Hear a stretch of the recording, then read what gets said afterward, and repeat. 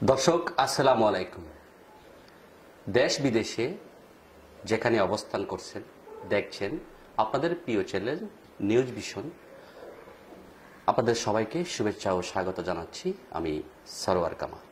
দর্শক, আমরা আজকে যার মুখোমুখি হয়েছি চট্টগ্রাম বাঁশখালীর কৃতি সন্তান, বাংলাদেশ আওয়ামী লীগ দক্ষিণ জেলার সদস্য আলহাজ আব্দুল্লাহ কবির লিটনের সাথে। আব্দুল্লাহ কবির লিটন, কেমন আছেন? জি, ভালো আছি আলহামদুলিল্লাহ। বাঁশখালীর প্রত্যন্ত অঞ্চলে আপনি চষে বেরিয়েছেন, বাঁশখালীর তৃণমূল যারা আছেন তারা আপনার সাথে রয়েছেন। দীর্ঘ এই পথ পরিক্রমায় আপনি বাঁশখালীর রাজনীতিকে অনেক কিছু দিয়েছেন। তো আজকে আমরা আপনার সাথে আপনার রাজনৈতিক ক্যারিয়ারের সেই সফলতা বা উত্থান বা সমসাময়িক বিষয় নিয়ে আমরা আপনার সাথে আজকে আলাপ করব। দীর্ঘদিন ধরে আপনি বাঁশখালীর রাজনীতির সাথে সংযুক্ত আছেন। অবহেলিত বাঁশখালীর ভাগ্য উন্নয়নে ত্যাগীদের সাথেই আপনি কাজ করে যাচ্ছেন।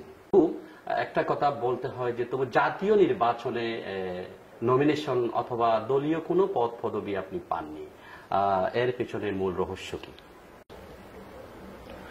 ধন্যবাদ আপনাকে এবং আপনাদের সর্বাধিক প্রচারিত চ্যানেল ভিশনকে কষ্ট করে আমার সাক্ষাৎকার নেওয়ার জন্য। সর্বপ্রথমে আমি যেটা বলতে চাই সেটা হলো দলীয় মনোনয়নটা হলো একান্তভাবে আমাদের মাননীয় প্রধানমন্ত্রী এবং দলীয় সভানেত্রী এবং একই সাথে মনোনয়ন বোর্ডের ব্যাপার। তারা যাকে ভালো মনে করেছেন, উপযুক্ত মনে করেছেন, তাকে নিয়ে মনোনয়ন দিয়েছেন। এর বাইরে আমার মনোনয়নের ব্যাপারে আর কোনো কথা নেই। আর ওনাদের বিবেচনায় হয়তো, দলীয় নেতাদের বিবেচনায় হয়তো আমি এখনো এই মুহূর্তে কোনো পদের জন্য উপযুক্ত নয়, হয়তো ওনাদের বিবেচনায় সেই জন্য পাইনি। তবে আপনাদের জ্ঞাতার্থে বলছি, আমি দীর্ঘ 16 বছর চট্টগ্রাম দক্ষিণ জেলা আওয়ামী লীগের সাথে রাজনীতি করেছি, চট্টগ্রাম দক্ষিণ জেলা আওয়ামী লীগের সাথে সম্পৃক্ত ছিলাম। সম্প্রতি আমরা মুক্তিযোদ্ধাদের আন্দোলন দেখতে পাচ্ছি। তাদের ভাষায় তারা যেটা আন্দোলন চালিয়ে যাচ্ছে, মুক্তিযোদ্ধাদের অবমাননা, মুক্তিযোদ্ধাদের কটূক্তি এবং চট্টগ্রামের প্রেস ক্লাবে হামলা, এইসব বিষয় নিয়ে চট্টগ্রাম সহ পুরো বাংলাদেশে কিন্তু মুক্তিযোদ্ধারা আন্দোলন করে আসছে। এই আন্দোলনে আপনার অবস্থান একটু আমরা পরিষ্কারভাবে জানতে চাই। মুক্তিযোদ্ধারা জাতির শ্রেষ্ঠ সন্তান। এই মুক্তিযুদ্ধের কারণে 30 লক্ষ শহীদদের কারণে 2 লক্ষ মা বোনের ইজ্জতের বিনিময়ে আমাদের এই মহান স্বাধীনতা অর্জিত হয়েছে। অতএব মুক্তিযুদ্ধ কিংবা মুক্তিযোদ্ধাদেরকে নিয়ে সে যেই হোক না কেন, কটূক্তি করলে সেটা সম্মানজনক কোনো বিষয় নয় বলে আমি মনে করি। উপরন্তু আমাদের দেশে বর্তমানে মুক্তিযুদ্ধ নেতৃত্ব দানকারী একটি সরকার দেশ পরিচালনা করছে। অতএব সেক্ষেত্রে বিষয়টা আমাদের জন্য আরো বেশি লজ্জাজনক। আর আপনি যেটা জানতে চেয়েছেন আমার প্রতিক্রিয়া, আমার ব্যক্তিগত প্রতিক্রিয়া, এই জিনিসটা, এই ব্যাপারটা যেটা হয়েছে সেটা সবার সাথে একজন সচেতন নাগরিক হিসেবে বাংলাদেশের এটা লজ্জাজনক এবং ঘটনার আসলে সত্যিকার অর্থে কোনো সঠিক প্রতিক্রিয়া জানাবার মতো ভাষা আমার নেই। এটা এতটাই লজ্জাজনক। আপনার কাছে জানতে চাওয়া এই যে মুক্তিযুদ্ধ এবং বাঁশখালী নিয়ে আপনি কি বলবেন? মুক্তিযুদ্ধে আমার ছোট চাচা একজন মুক্তিযোদ্ধা ছিলেন। তারপরে আমার ইউনিয়নে আমাদের দীর্ঘদিন ধরে থানা আওয়ামী লীগের সেক্রেটারি ছিলেন শফি ভাই, উনি নিজেও একজন মুক্তিযোদ্ধা ছিলেন। তারপরে আমাদের বাঁশখালীতে প্রখ্যাত মুক্তিযোদ্ধা ছিলেন সুলতানুল কবির সাহেব, মুক্তিযোদ্ধা ছিলেন ডাক্তার ইউসুফ সাহেব, মুক্তিযোদ্ধা ছিলেন মুখতার আহমেদ সাহেব। ওনারা সবাই দেশের জন্য জীবন বাজি রেখে যুদ্ধ করেছেন। এবং আমার তখন তো আমাদের বয়স অনেক ছোট ছিল। আমার মুক্তিযুদ্ধকালীন দুটা স্মৃতি আমার খুব চোখে ভাসে। আপনারা জানেন আমার মামা মরহুম আলহাজ আখতারুজ্জামান চৌধুরী বাবু, উনি মুক্তিযোদ্ধা এবং মুক্তিযুদ্ধের একজন সংগঠক ছিলেন। ওনার ঘর বাড়ি যখন জ্বালিয়ে দেওয়া হয় আনোয়ারা, তখন ওনার পুরো পরিবার বাঁশখালীতে এসে আমাদের বাড়িতে থাকেন। মুক্তিযুদ্ধ চলাকালীন সময়ে ওনার দ্বিতীয় পুত্র আনিসুজ্জামান রনির জন্ম হয় আমাদের বাঁশখালীতে। তখন আমার মামা দীর্ঘ পথ পাহাড়ে জঙ্গলে হেঁটে বাঁশখালীতে ওনার ছেলেকে দেখতে আসেন। এবং একসময় যখন পাঞ্জাবিরা আমাদের বাড়ি আক্রমণ করে, তখন আমরা অনেক দিন ধরে সাম্পানি করে নদীতে আমরা নদীবক্ষে আশ্রয় নিয়েছিলাম, নদীতে থেকেছিলাম আমাদের পুরো পরিবার এবং আমার মামার পরিবার সহ। তো আমার যতটুকু মনে পড়ে, বাঁশখালীতে সারা বাংলাদেশে যেরকম মুক্তিযুদ্ধ হয়েছে, বাঁশখালীও কোনো বিচ্ছিন্ন ঘটনা নয়। একইভাবে বাঁশখালীতেও মুক্তিযুদ্ধ সংগঠিত হয়েছিল এবং বাঁশখালীতেও মুক্তিযুদ্ধদের একটু বিশাল অবদান রয়েছে। আপনি কি একটু আমাদেরকে পরিষ্কার করে বলবেন বাঁশখালীতে কোন কোন জায়গায় সশস্ত্র মুক্তিযোদ্ধা এবং পাকিস্তান বাহিনীর সাথে সরাসরি সমর যুদ্ধ হয়েছিল, যদি আপনার জানা থাকে? আমি যতটুকু জানি, দক্ষিণ বাঁশখালী, তারপর আপনার কালীপুরে, তারপর এমনকি আমাদের ইউনিয়নেও হয়েছিল, 1 নম্বর পুকুর ইউনিয়নে, আমি যতটুকু জানি। আমার জানার মধ্যে হয়তো কিছুটা হেরফের হতে পারে, তো এতটুকুই আমি জানি। বিশাল কোন হেরফের হবে বলে মনে হয় না। সাদরপুর ইউনিয়নও সংগঠিত হয়েছিল। বাঁশখালী আওয়ামী লীগ আর আলহাজ আব্দুল্লাহ কবির লিটন একটি নাম। বাঁশখালীর অসংখ্য মানুষ, অসংখ্য নেতাকর্মী আপনার পিছনে রাজনীতি করেছেন। জনশ্রুতি রয়েছে যে মাঝে মাঝে আপনি জনগণ থেকে আড়ালে চলে যান। এই পরিস্থিতি কি আপনার জনসমর্থনের মাঝে আসলে কি হতাশার সৃষ্টি করে? আপনি কি মনে করেন এটা? কর্মীরা আসলে সবসময় নেতার সান্নিধ্যে থাকতে পছন্দ করে। আমি তো আসলে রাজনীতির পাশাপাশি একজন ব্যবসায়িক কারণে আমাকে দেশের বাইরে যেতে হয় অনেক সময়। আমার বিশ্বাস আমার কর্মীরা সেটা বুঝে, বাঁশখালীর মানুষরা সেটা বুঝে। আর আজকাল এই ডিজিটাল যুগে আপনি যেখানে থাকুন না কেন, যোগাযোগের মাধ্যমটা এত সুন্দর, যে কোনো মুহূর্তে যোগাযোগ করতে চাইলে যোগাযোগ করা যায়। তাছাড়া আমার টেলিফোনটা রোমিং করা থাকে, যে কোনো সময় আমার যে কোনো নেতাকর্মী আমাকে আমার বাংলাদেশের নম্বরে ফোন করলে আমাকে বাইরের নম্বরে পায়। তো আমি চেষ্টা করি যেখানে যে অবস্থায় থাকি সবসময় তাদের পাশে দাঁড়ানোর। হ্যাঁ, হতাশা তো একটু তৈরি করে এবং হতাশ হওয়াটাই স্বাভাবিক। আমার ক্ষেত্রেও তাই হবে। আমার চট্টগ্রামে আমি আমার মামা আখতারুজ্জামান চৌধুরীর হাত ধরে দীর্ঘদিন রাজনীতি করেছি। উনি যখন দেশের বাইরে যেতেন তখন আমারও অসহায় লাগতো, নিজেকে অসহায় মনে হতো। ওনাকে আমি ডেইলি 2-3 ফোন করে বিরক্ত করতাম, নানা সমস্যার কথা বলতাম। আমার এখনো মনে পড়ে, উনি আমাকে মাঝে মাঝে বলতো, তোদের জন্য কি আমি শান্তিতে একটু বিদেশে বিশ্রামও নিতে পারবো না, এ কথা বলতো। যেমন উনি তো অনেক উঁচু মাপের নেতা, অনেক বাংলাদেশ আওয়ামী লীগের প্রেসিডেন্ট মেম্বার ছিলেন। ওনার আদর্শকে ধারণ করে রাজনীতি করেছি এবং করছি, ভবিষ্যতেও করব। ওনার ত্যাগ,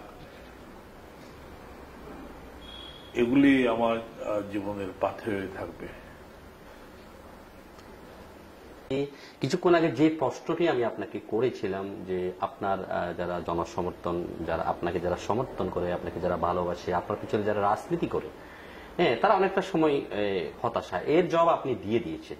তো আপনি তাদের পুনরুজ্জীবিত করার জন্য তাদের উদ্দেশ্যে কি বলবেন?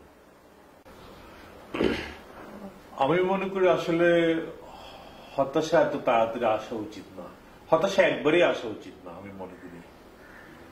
কারণ আমি মনে করি this is not the end of the day.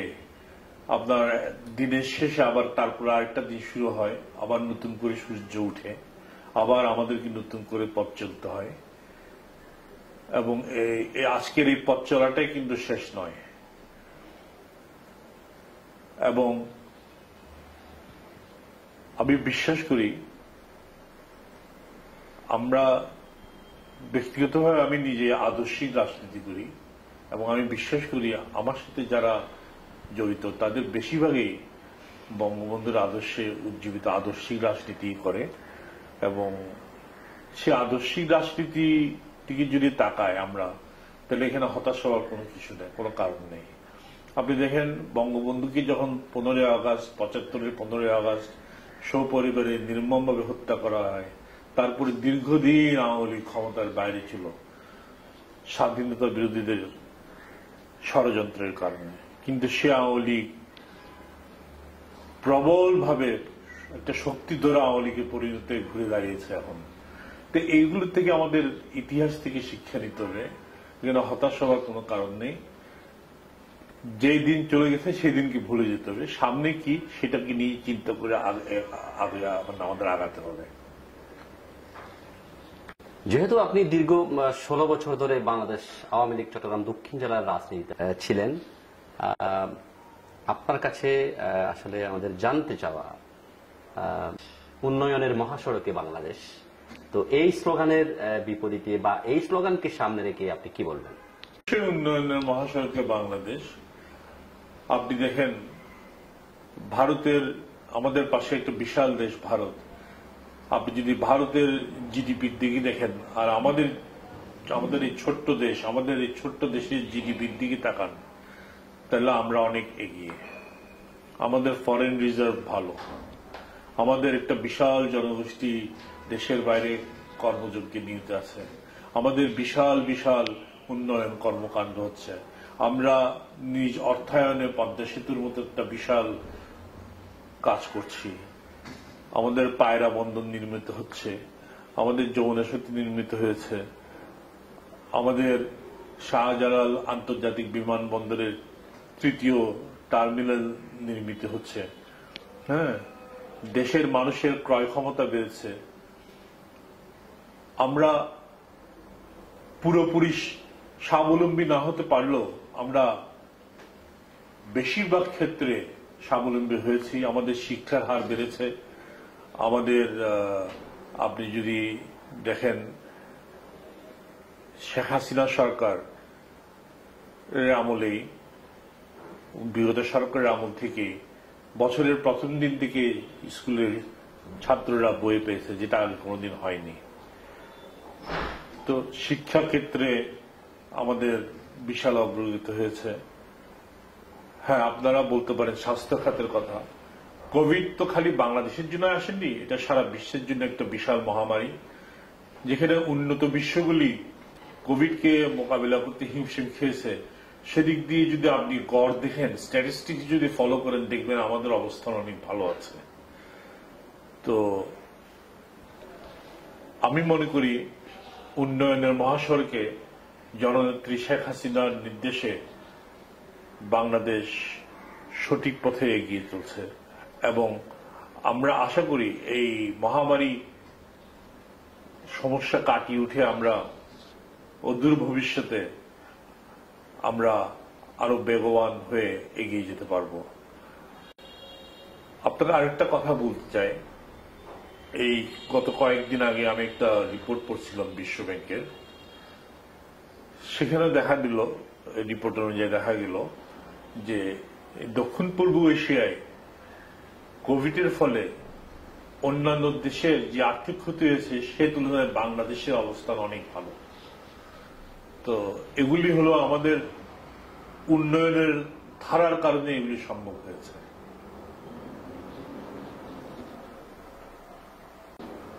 রাজনীতির এই দীর্ঘ পথ পরিক্রমায় অনেক চড়াই উত্তরায় পেরিয়েছেন, বাঁশখালীর প্রত্যন্ত অঞ্চলে ঘুরে বেরিয়েছেন, সুন্দর স্বপ্নিল বাঁশখালী বিনির্মাণে হয়তো আপনার ভবিষ্যৎ পরিকল্পনা কি?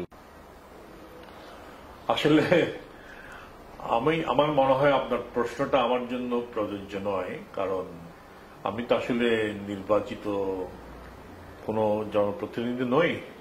তবে একজন সাধারণ মানুষ যেরকম স্বপ্ন দেখে আমিও সেরকম স্বপ্ন দেখতে ভালোবাসি, এবং যেহেতু আমি রাজনীতি করি এবং আমার রাজনীতি আমার সবকিছু বাঁশখালীকে ঘিরে চিন্তা চেতনা, সেই জন্য আমার বাঁশখালীকে নিয়ে আমি 10 জন সাধারণ মানুষের মতোই স্বপ্ন দেখি।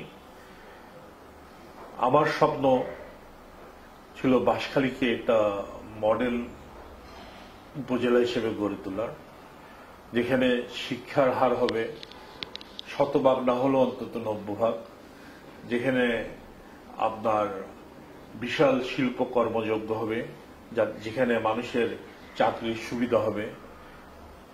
বাঁশখালীতে পর্যটনের একটা বিশাল সুযোগ রয়েছে, সেটাকে ডেভেলপমেন্ট করে একটা পর্যটন অঞ্চল বাঁশখালীতে গড়ে তোলা সম্ভব, শিল্প অঞ্চলের মতো।